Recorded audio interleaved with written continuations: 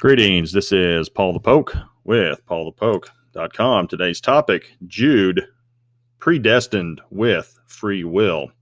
Scripture references out of Jude 1, verse 4, part A. For certain persons have crept in unnoticed, those who were long beforehand marked out for this condemnation. So, sneaky, ravenous, false teachers were known and predestined before time. That is what Jude and the text are saying. So the vocabulary and grammar state the following: who were long ago, and this is the adverb palai, and it means of old, former, long ago. Now these persons were beforehand marked out.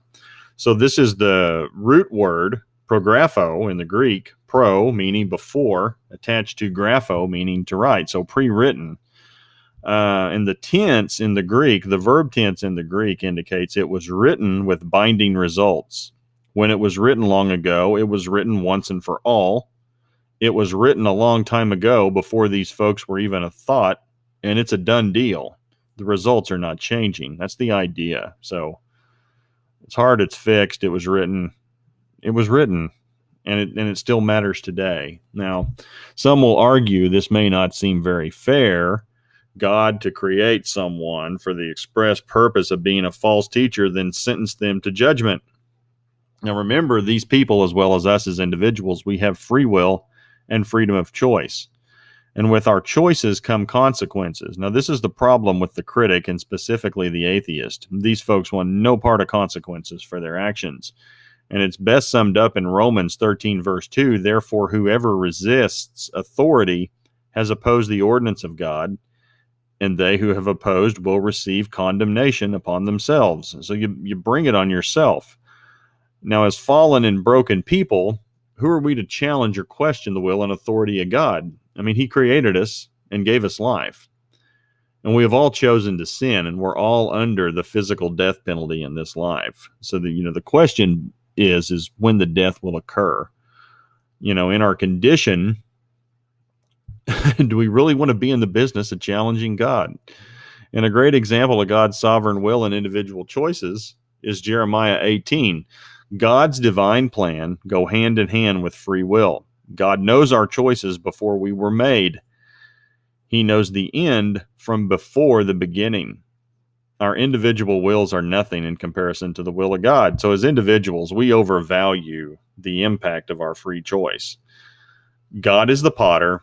We are figuratively and literally lumps of clay. And a couple of verses from Jeremiah 18, verse 4, but the vessel that he was making of clay was spoiled in the hand of the potter. So here made it into another vessel as it pleased the potter to make.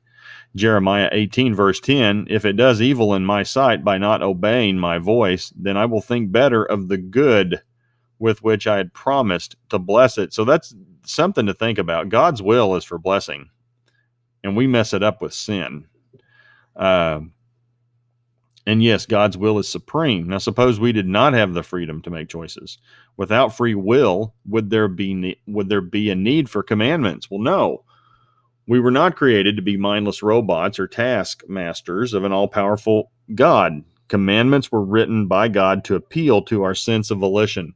We can choose to obey just as well as we can choose to disobey. And I'm going to wrap up with a couple of verses. Jeremiah 18, verse 11. So now then, speak to the men of Judah and against the inhabitants of Jerusalem, saying, thus says the Lord, behold, I am fashioning calamity against you and devising a plan against you.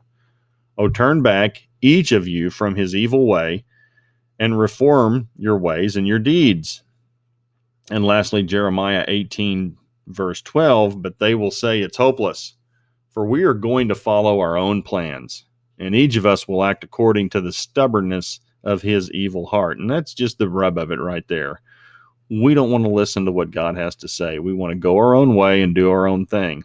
Now, the problem with that is with choice comes responsibility and consequences to a just God. So something to think about. Yes, we have free will.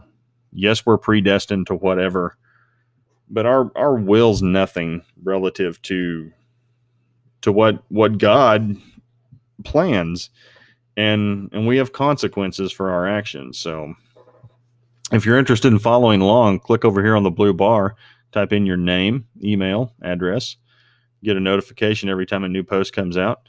Also, if you're interested in this topic, you can scroll down on the far right column, and this is located under the category Jude. Click here and you can see everything written in and about the book of Jude. We're going verse by verse, breaking it down, taking some time for some studies within the context of that, and we're going to be working on a little bit of predestination for probably the next whole 4 to 8 posts or so. Got some stuff working in this same area, and the idea is we are all predestined with free will, whether it's us or Satan or Jesus or angels, believers, nations, histories, works, Israel, all of us predestined with free will.